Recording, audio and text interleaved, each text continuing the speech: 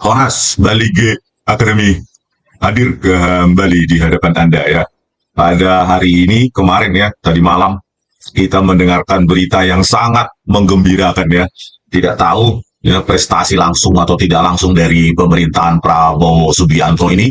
Ya mudah-mudahan ya ada harapan sedikit untuk rakyat Indonesia ya, di mana ketiga hakim yang memvonis bebas ya Gregorius Tanur itu yang sudah sangat detil ya apanya bukti-buktinya malah dibebaskan ya memvonis bebas ketiga hakim itu ya bukan wakil Tuhan tetapi wakil setan ya wakil setan ya diduga menerima suap 20 miliar rupiah ya bayangkan inilah kualitas apa namanya yang katanya wakil Tuhan yang baru-baru kemarin minta naik gaji yang katanya gajinya pingin standar ya standar pejabat negara gitu ya kan. Nah inilah kualitasnya ya pekerjaan mereka ya. Coba kita lihat beritanya dulu.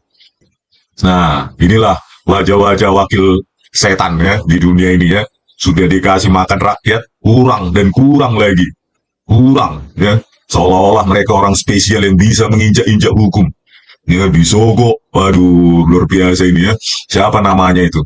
Namanya pertama Hakim Heru Hanindyo, yang kedua Hakim Erin Tua Damanik, yang ketiga Hakim Mangapul. Ya, entah siapa ini orangnya ini yang pasti, yang mana namanya saya kurang tahu.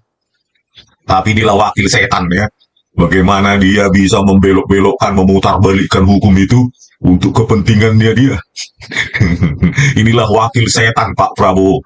Ya, inilah wajah potret hukum di Indonesia yang perlu Anda benahi. Ya, mentalitasnya sudah hancur. Yang penting memperkaya diri. Ya, tidak mau tahu kemanusiaan, siapa yang dibunuh, tidak mau tahu. Bagi dia yang penting adalah uang, duit, hepeng. Ya, kalau bisa, ya orang-orang semacam ini langsung dieksekusi mati, gitu loh. Supaya jangan ada lagi hakim-hakim yang apa seperti ini yang menjadi wakil setan, ya, pecinta duit. Ya. Kalau Anda ingin super kaya ya jangan jadi hakim. Cukupkan gaji Anda untuk hidup Anda gitu loh.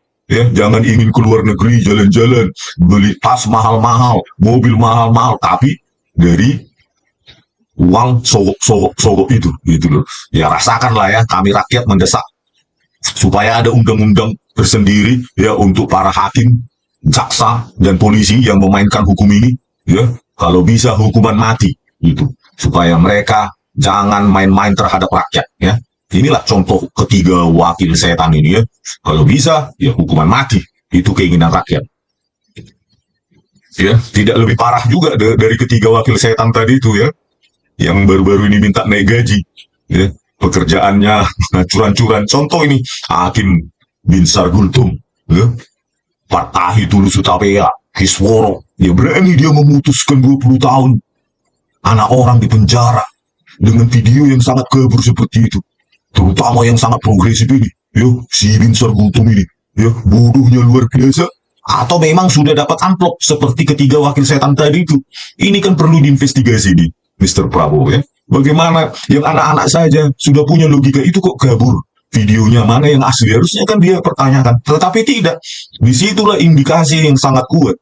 Ya, mereka ini hakim-hakim yang kena amplop, disogok. Ya, bukan hanya uang kan, jabatan. Ya, terbukti mereka ini langsung naik ketiga orang ini menjadi hakim tinggi di pengadilan tinggi setelah menangani kasus Jessica. Ya, si Binsar Gultom ini apalagi, ya, udah jelas dia matanya pun sudah pakai kacamata. Ya, yang kabur seperti itu, oh itu interpis, itu paper bag, yang seperti itu mau dipakai untuk memvonis. Ya gobloknya luar biasa atau memang kotornya luar biasa. Hanya dua penjelasan yang paling logis ketika pada ketiga hakim ini. Memang super goblok yang gampang ditipu-tipu oleh Muhammad Noah Lazar dan Christopher Harimanrianto ya, ahli digital forensik setan itu ya, berhati iblis itu. Atau yang kedua memang super kotor gitu loh. Nggak mau tahu saya, yang penting saya nanti dijanjikan hakim tinggi, yang penting saya menerima amplop. Kan begitu, karena backupnya saat itu adalah Tito Karnavian sebagai Kapolri pada saat sidang berjalan. Inilah kualitas hakim di Indonesia ini yang sedang ingin naik gaji, katanya kurang dan kurang. Apakah dia tidak membandingkan dengan gaji PNS-PNS yang lain? Memangnya pekerjaannya apa rupanya lebih hebat daripada PNS yang lain? Gitu ya. Apa kau sudah jadi makhluk luar biasa karena memakai toga apa segala macam di sidang itu? Kita kan sama-sama apa harusnya pelayan rakyat. Jangan sok hebat lah gitu. Tunjukkan dulu kinerjamu, baru rakyat mengapresiasi. Ini lihatlah, seperti ketiga hakim ini juga. Hanya ada dua penjelasannya. Super goblok, super otot, super bebal, atau memang super kotor. Kan gitu, inilah perlu diinvestigasi Listio Sigit Prabowo. Kok bisa hakim-hakim seperti ini bisa ya dipakai ya, diperalat oleh Tito Karnavian untuk melancarkan rekayasanya. Ya. Rekayasa yang sangat barbar, brutal, biadab ya. Digital evidence dimanipulasi, disajikan oleh para jaksa penipu itu, Sandi Andika, Ardhito Muardi dan kawan-kawannya di persidangan, dan dipakai, dipercaya oleh ketiga hakim bobrok ini untuk memutuskan nasib orang dengan ancaman pasal 340 KUHP. Bayangkan kalau itu hukuman mati ya dengan ketiga hakim bobrok seperti ini. Kan luar biasa ya hukum di Indonesia ini, bisa dibengkok-bengkokkan ya, bisa diputar balikkan hanya untuk kepentingan rekayasa. Tidak ada kemanusiaannya orang ini, minta maaf pun tidak. Memang manusia-manusia kotor ini, ketiga hakim ini, gitu. Dengan rela ya memasukkan ke penjara 20 tahun dengan model video yang sudah gelap seperti itu. Saya yakin mereka itu disogok itu. Ya, nggak mungkin lah sebodoh itu. Kalau logika saya, nggak mungkin orang ini sebodoh itu. Ya minimum kan mereka sarjana hukum. Bisa melihat video yang itu kok gelap. Minimum kan begitu. Apa tidak ada yang apakah itu asli videonya? Kok saya lihat gelap? Tidak pernah saya selama bersidang saya melihat video segelap itu. Harusnya kan ada pertanyaan kritis seperti itu. Tapi semua ditelan bulat-bulat. Yang kabur-kabur itu, ya pergerakan tangan Jessica ini, gerak-gerik segala macam. Itu diterima bulat-bulat. Ini hakim apa ini? Ya, super goblok atau super kotor kan? Atau keduanya. Luar biasa. Ya, ini orang-orang semacam ini perlu di bumi hanguskan Pak Prabowo. Enak kali mereka sampai mati masih menerima hasil keringat rakyat, menerima pensiun segala macam nanti. Ya. Rakyat tidak terima dengan hakim seperti ini, kualitas hakim seperti ini. Ya. Sudah kita laporkan juga ini. Saya laporkan langsung ke Mahkamah Agung. Katanya jawabannya dalam email saya sudah 3 tahun, lebih 3 tahun tidak bisa kami proses katanya. Enak kali kan? Jadi kalau sudah lewat 3 tahun, dosanya mereka ini langsung terampuni. Enak kali. Ya, harusnya kan tetap menerima aduan masyarakat itu. Apa itu namanya SEMA atau apa itu, yang penting asal ada. Setelah itu asal jawab. Ya. Coba saya lihat emailnya itu. Nah inilah emailnya ya, yang saya kirimkan lewat apa itu, Badan Pengawasan Mahkamah Agung Republik Indonesia. Ya. Jawabannya inilah PDF lewat email dia buat Jakarta 1 Agustus 2024. Pengaduan ya di tempat memperhatikan surat saudara tanggal 19 Mei 2024 perihal tersebut di atas. Ya. Saya laporkan tindakan siapa ya, si ketiga hakim itu. Si Binsar Guntung, Partai Tulus Tetapea dan Kisworo ya, menggunakan video CCTV rekayasa untuk dasar pertimbangan memutuskan perkaranya. Inilah jawabannya mereka asal ada.